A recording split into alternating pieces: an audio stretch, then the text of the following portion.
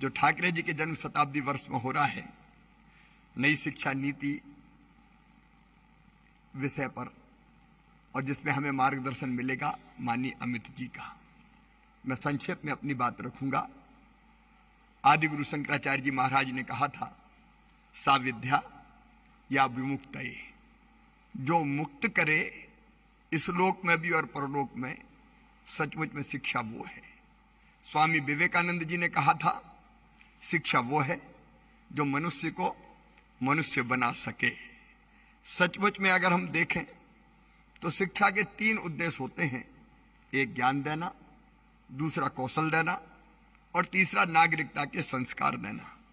मुझे ये कहते हुए गर्व और प्रसन्नता है कि आजादी के कई वर्षों के बाद हमारे देश के प्रधानमंत्री श्रीमान नरेंद्र मोदी जी ने देश को, हमारे बच्चों को एक ऐसी शिक्षा नीति का उपहार दिया जिसमें देश की माटी की खुशबू आती है।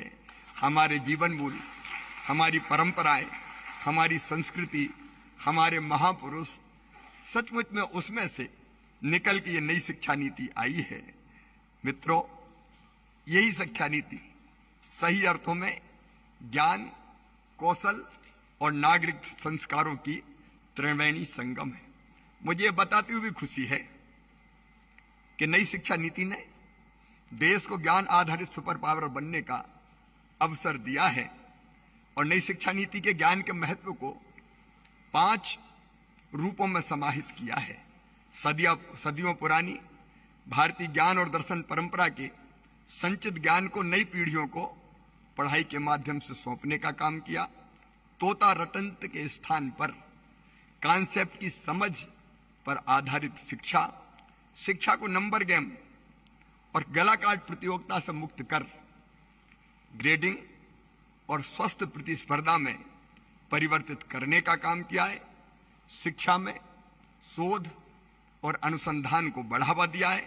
शिक्षा को एकांगी नहीं बल्कि बहुआयामी बनाना, ताकि विज्ञान के विद्यार्थी भाषा भी पढ़ सकें और म्यूजिक के विद्यार्थी मैथ्स भी पढ़ सकें। प्रधानमंत्री जी ने जो 5 सी की बात कही थी, मध्य प्रदेश में हमने ज्ञान को उसके आधार पर ही शिक्षा का आधार बनाने का काम किया। प्रधानमंत्री जी ने कहा था, critical thinking, creativity, collaboration, curiosity और कम्युनिकेशन। मध्य प्रदेश में हम इन 5 आयामों पर काम कर रहे हैं। मुझे कहते हुए प्रसन्नता है, मध्य प्रदेश में हमने सीएम राइज स्कूल नाम के कॉन्सेप्ट दिया है। अक्सर ये कोशिश होती है कि मेरे गांव में भी high school, higher secondary school. हमने तय किया कि 15, 20, 25 गांव के बीच में एक सीएम राइज स्कूल। सड़कें अब अच्छी है, गांव में बस में बैठेंगे लोग, स्कूल पहुंचेंगे, स्कूल में अच्छा इंफ्रास्ट्रक्चर होगा, लैब होगी, लाइब्रेरी होगी, प्लेग्राउंड होगा, स्मार्ट क्लास होगी। हम गुणवत्तापूर्ण शिक्षा दे सकेंगे। उस दिशा में हमने 370 विद्यालय प्रारंभ कर दिए हैं और 900 तक इनकी संख्या को हम बढ़ा के ले जाने वाले हैं। प्रधानमंत्री जी ने एक बात और कही, जोर दे के कही, नई शिक्षा नीति ने भी कही कि हम मातृभाषा में शिक्षा देने का काम करें। मैं ज्यादा विस्तार में ना जाते हुए केवल ये कहना चाहता हूं, शायद मध्य प्रदेश देश का पहला राज्य है जहां इसी साल मेडिकल की शिक्षा भी, MBBS की शिक्षा भी गांधी मेडिकल कॉलेज में हिंदी में हम देना प्रारंभ कर देंगे।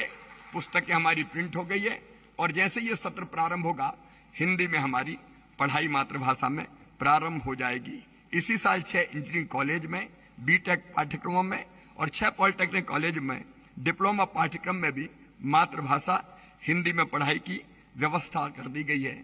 एक व्यावसायिक शिक्षा पर प्रधानमंत्री जी ने नई शिक्षा नीति में बहुत जोर दिया है।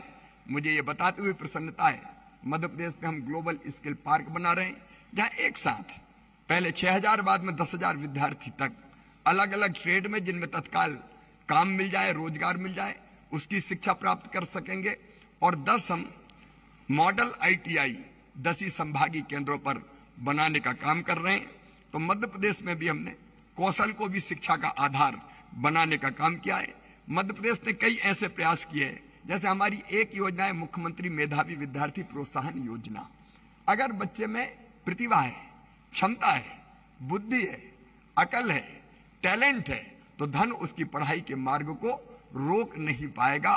चाहे उसका एडमिशन अगर वो गरीब परिवार से आता है, मेडिकल कॉलेज में हो, इंजीनियरिंग कॉलेज में हो, मैनेजमेंट के किसी कोर्स में हो, IIT में हो, उसके बच्चों की, उन बच्चों की पढ़ाई की फीस राज्य सरकार भरवाने का काम करती है, ताकि प्रतिभा किसी भी हालत में कुंठित ना हो सके।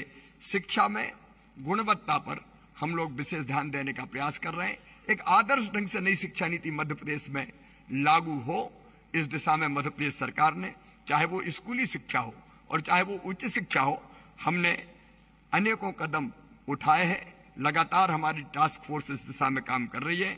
आज हम चूंकि अमित भाई से मार्गदर्शन प्राप्त करके कहीं अगर कोई कमी रह गई है तो उसको भी दूर करने का प्रयास करेंगे, और इसलिए मैं ज्यादा विस्तार में न जाते हुए केवल अपना यही संकल्प व्यक्त करते हुए कि नई नीति से विद्यार्थियों को आत्मनिर्भर बनाने का और आत्मसम्मान से जीने का मार्ग प्रशस्त हुआ है।